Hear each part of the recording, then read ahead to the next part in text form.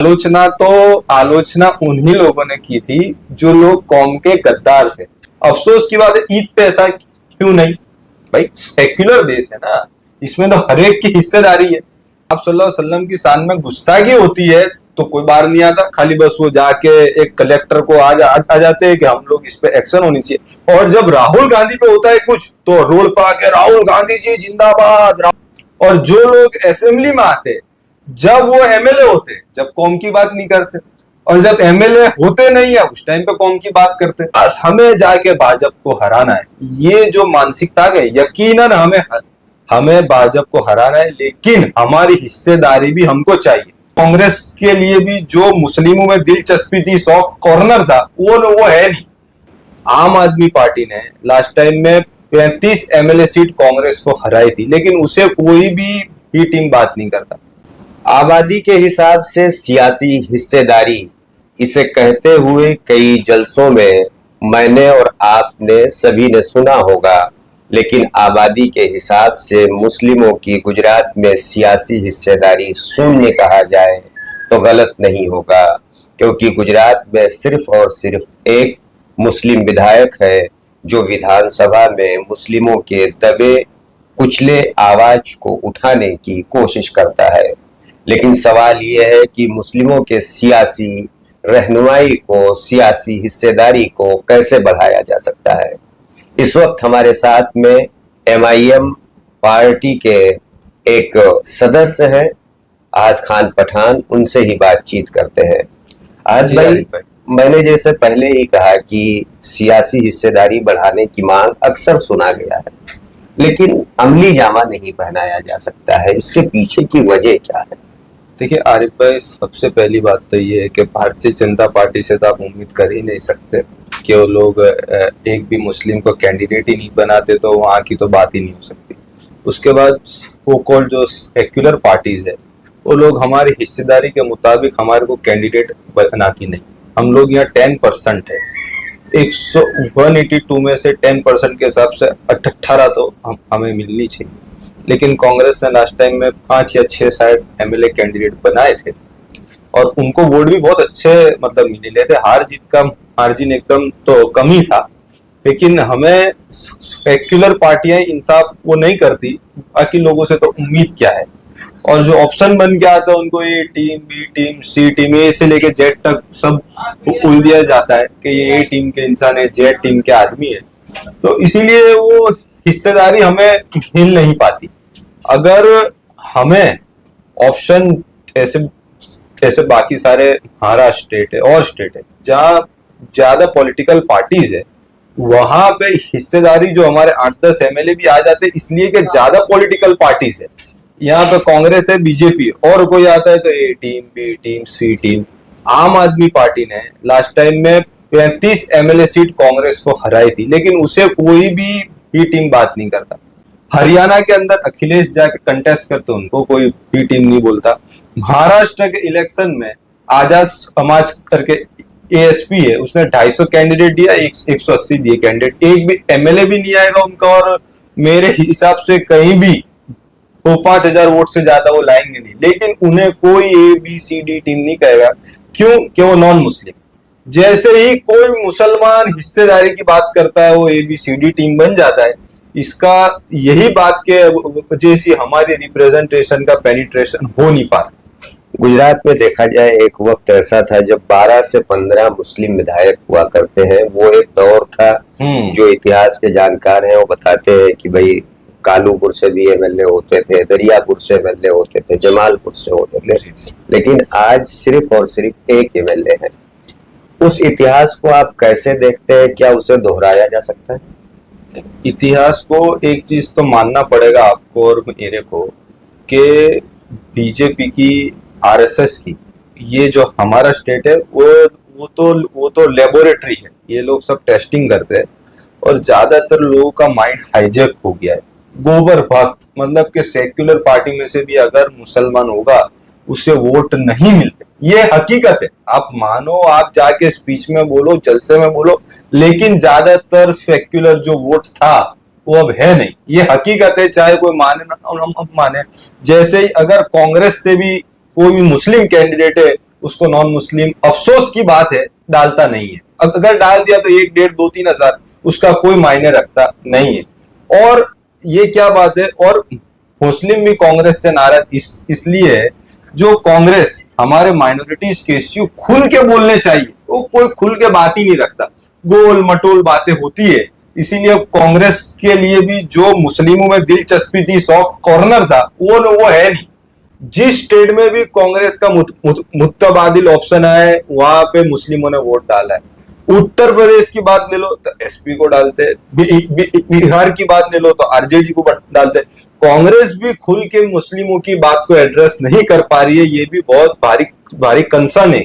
एक चीज गुजरात में देखा कि बीजेपी कांग्रेस के जो वोटर है वो अगर मुस्लिम है और उम्मीदवार अगर हिंदू है, हाँ, तो मुस्लिम वोटर कांग्रेस पार्टी की वजह से उम्मीदवार को वोट देते हैं। लेकिन अगर इसी के जगह पे उल्टा हो तो पार्टी वोट जो है वो नहीं ले पाती है। इसे कैसे देखते हैं, और क्या पार्टी मुस्लिम उम्मीदवारों के लिए मेहनत ही नहीं करती है? अफसोस की बात यह है कि हमारे कौम के जो लोग होते हैं ना, वो वोटिंग के लिए उनका इश्यू यही रहता है, भाजपा हटाओ। वो ये नहीं देखते कि हमें हेल्थ पे ये कैंडिडेट क्या काम करेगा, एजुकेशन पे क्या काम करेगा, इंफ्रास्ट्रक्चर पे क्या काम करेगा, हमारे लिए स्कूल लाएगा, हेल्थ क्लब लाएगा, या वो चीज पे वोट नहीं होता। बस हमें जाके भाजपा को हराना है, ये जो मानसिकता है, यकीनन हमें भाजपा को हराना है, लेकिन हमारी हिस्सेदारी भी हमको चाहिए। हमारे रिप्रेजेंट करने वाले हमारे स्टेट के असेंबली में 1, 2, 4, 5 तो एमएलए चाहिए कि जो हमारी कौम की वहां बात कर सके। अफसोस की बात है कि हमारे कौम की बात ही नहीं होती असेंबली में। हमारा माइनॉरिटी का स्टेट में बजट क्या है बजट? बस खाली अगर कोई होंगे तो हज कमेटी में दे दिया, ये कमेटी में दे दिया, हुसैनी कमेटी में दे दिया। बस अफसोस की बात ये है कि मुसलमान आपस में छोटी छोटी बात के लिए फाइट करते हैं कि मैं हुसैनी कमेटी का चेयरमैन, वो कहता है मैं ईद का चेयरमैन। ये किसी को अब वो एमएलए वाली जो ख्वाब था कि मैं एमएलए बनूंगा, वो तो ख्वाब ही बाहर निकल गया। और अब इतना डाउन आ गए कि अब कॉर्पोरेशन के ख्वाब देखते। लेकिन हमें तो ख्वाब एमएलए का देखना चाहिए। भाई अल्लाह चाहे तुम मेहनत करो, इश्यूज उठाओ, एमएलए बनोगे, लेकिन ऐसा से कम जो बोलते हैं ना कि हमारे से ये नहीं हो पाएगा। इसीलिए हमारा मामला है कि हम लोग असेंबली में पहुंच नहीं पाते। और जो लोग असेंबली में आते, जब वो एमएलए होते, जब कौम की बात नहीं करते, और जब एमएलए होते नहीं है उस टाइम पे कौम की बात करते।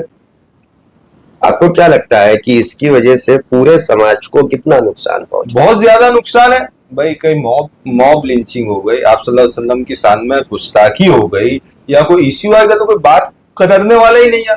और अगर कहीं राइटिंग हो गई तो कोई असेंबली में अगर तुम आदमी रहता है, भाई देखो आरिफ भाई, कानून असेंबली में बनते हैं, रोड पे नहीं बनते। अगर वहां हमारा आदमी रहेगा तो वहां बात कौन की होगी? अगर वहां हमारा रिप्रेजेंटेशन ही नहीं होगा तो वहां क्या बात होगी? हमें तो चाहिए बढ़ चढ़ के वोटिंग करके कौम के लोगों को आगे लाना चाहिए ज्यादा से ज्यादा। मुस्लिमों की सियासी हिस्सेदारी कैसे बढ़े, और जो एमएलए एक है वो कैसे ज्यादा हो सके, इसके लिए क्या कर सकते हैं मुस्लिम? देखिए, मुस्लिम हमें एक चीज का ध्यान रखना पड़ेगा। एक पार्टी के भक्त बने रहेंगे, या एक पार्टी को, एक आदमी को पाड़ने के लिए कि भाई बीजेपी हार जाए इसलिए हम इसको वोट डालेंगे, तो हमारा रिप्रेजेंटेशन कभी भी बढ़ने वाला नहीं। जब तक हम ऑल्टरनेटिव पॉलिटिक्स, एआईएमआईएम जो हमारे कौम की एससी एसटी ओबीसी हर एक आदमी के लिए बात करती है, एमआईएम, तो उसी को तुम वोट डालोगे, 1-2 एमएलए लाओगे, तो बाकी की पार्टियां भी आपको इंटरेस्ट देगी, आपको कैंडिडेट बनाएगी, आपकी इंपॉर्टेंस होगी।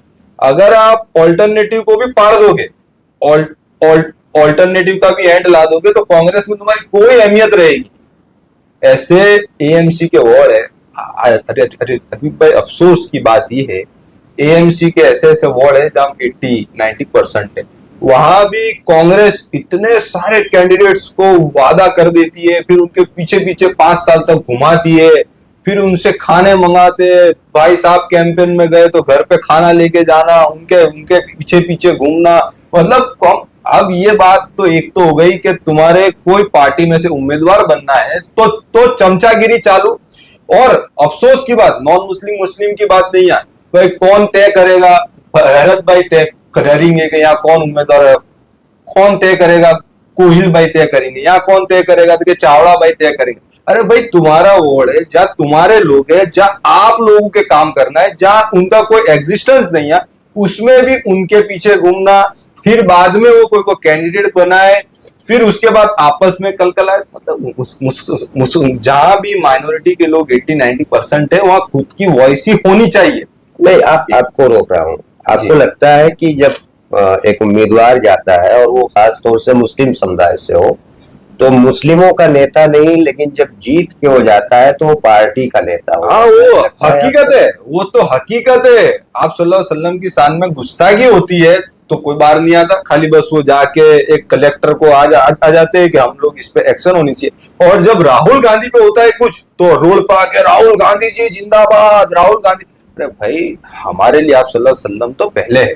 आप यकीनन कोई भी पार्टी में रहिए, उसका नेता के खिलाफ कुछ भी आइए, तुम लोग आइए, रोड पे आंदोलन करिए, आपका हक है। लेकिन हमारे कौम का इश्यू, हमारे कौम का आप सल्लल्लाहु अलैहि वसल्लम का मामला हो, मॉब लिंचिंग का मामला हो, बाबरी मस्जिद का मामला हो, औकाफ का बिल हो, जैसे ट्रिपल तलाक का मामला हो, यूएपी है, जब अगर खुल के नहीं बोलोगे तो फिर कौम के लिए कुछ काम करनी है, फिर तो वो मतलब पार्टी का एमएलए, कौम का एमएलए नहीं। आपको लगता है कि गुजरात के लोग सियासी एतबार से इतने समझदार नहीं है कि वो अपने उम्मीदवार का फैसला करें? नहीं, अब होंगे इंशाल्लाह। इस लास्ट टाइम जो असेंबली में हो चुका वो हो चुका है, लेकिन उम्मीद तो है कि कॉरपोरेशन से एएमसी 1 साल बाकी है इलेक्शन में, इंशाल्लाह अल्लाह ने चाहा तो इसी में तुमको रिजल्ट देखने मिलेंगे। जो लोग कौम का काम करते हो, कौम की आवाज उठाते हो, कौम के लिए बात करते हो, वही लोग हाउस में जाएंगे तो अच्छा रहेगा, काम भी होगा। और मैं तो चाहता हूं कि एजुकेटेड लोग आए, चाहे अच्छे सी बात हो। अब बहुत हो गया 4 चौपड़ी, 8 चौपड़ी, 10 चौपड़ी, मतलब मैं ऐसा नहीं, मैं तो ही नहीं भाई, अनएजुकेटेड आदमी भी काम तो कर ही सकता है, लेकिन एजुकेटेड लोग भी हो तो हाउस में बात अच्छे से और काम हो। और आप ही के वहां के हमारे एमआईएम के कॉर्पोरेटर है, हमारे जुबेर भाई, वो हाउस में गए तो उन्होंने काफी अच्छा काम किया भाई। उन्होंने हॉल के लिए काम किया, गार्डन के लिए काम किया, रोड के लिए काम किया, इंफ्रास्ट्रक्चर के लिए काम किया। एडवोकेट आदमी अगर हाउस में जाएगा तो पढ़ा लिखा कुछ बोल पाएगा। लेकिन आज भी मुस्लिम समुदाय के लोग कई दिक्कतों का सामना कर रहे हैं। मुस्लिम इलाके जो है वो कई समस्याओं से जूझ रहे हैं। दिक्कतें तो अब भी है ना, काम करने की जरूरत है। आरिफ भाई, बहुत काम करने की जरूरत है। आप देख लीजिए ना, वेस्ट अहमदाबाद आप देख लीजिए, और ईस्ट अहमदाबाद आप देख लीजिए, और सेंट्रल अहमदाबाद आप देख लीजिए। मतलब आपको उस साइड में वेस्ट में जाओगे तो ऐसा होगा कि मैं हांगकांग, मलेशिया, सिंगापुर में आ गया, हाईफाई एरिया। यहाँ पे आओगे तो आपको आइडिया आ जाएगा कि मैं कहाँ आया हूँ। और ईस्ट की तो इससे भी बदतर हाल है। इसीलिए मतलब कि जहाँ अपर क्लास के लोग रह रहे हैं ना, वो तो एकदम हाईफाई इलाके बने हैं। हमारे अगर रिप्रेजेंटेटिव अच्छे से काम करते हो, आज हमारे भी नल गटर पानी से ऊपर उठ के और बात होती, स्कूलिंग लाइन की बात होती, अस्पताल की बात होती। लेकिन वो तो अफसोस की बात है कि वो तो इश्यू रहे ही नहीं।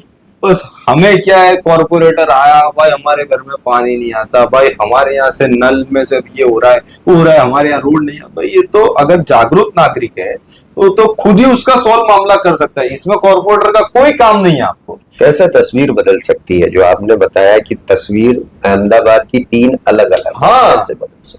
तस्वीर जब अच्छे पढ़े लिखे लोग, कौम के हमदर्द, इंसानियत के हमदर्द जब अगर हाउस में जाएंगे एएमसी में और अपनी हिस्सेदारी मांगेंगे। 11,000 करोड़ का बजट एएमसी का है, और अफसोस की बात है कि हमारे यहाँ एक हॉल नहीं बन पाता, हमारे यहाँ अस्पताल नहीं बन पाता। हमारे यहाँ जो तुम देखिए, अभी फेस्टिवल लास्ट टाइम अक्टूबर में हुआ लिखा, अखे अहमदाबाद में शान और औकत रही। तो तुम भी सब में देख के आएंगे, मैं भी देखा। अफसोस की बात है, ईद पे ऐसा क्यों नहीं भाई? सेक्युलर देश है ना, इसमें तो हर एक की हिस्सेदारी है। लेकिन अब ठीक है, मतलब हमारे ज्यादा से ज्यादा लोग हाउस में जाएंगे, बात को रखेंगे, हिस्सा लेंगे वहां से, और यहाँ डेवलपमेंट का काम होगा तो वो अच्छा रहेगा। आपका एक बयान बीच में आया था, उसको लेकर काफी ज्यादा विरोध भी हुआ था, आलोचना भी हुई थी, लेकिन कुछ लोग आपके साथ भी थे। वो बयान क्या था और कैसी क्या वजह थी कि आपको मंच से वो बयान नहीं नहीं आरिफ भाई, आलोचना उन्हीं लोगों ने की थी जो लोग कौम के गद्दार थे। आलोचना अच्छे लोगों ने तो नहीं की। वो बयान के बाद में 98% लोग, 100 लोगों को मैं मिलता हूं तो 98 लोग तारीफ ही करते हैं।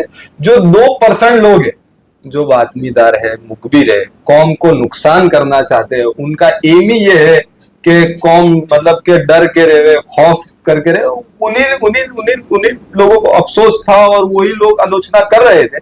बाकी सारे लोगों को तो वो अच्छा ही लगा है स्टेटमेंट वो, और वो हकीकत भी है।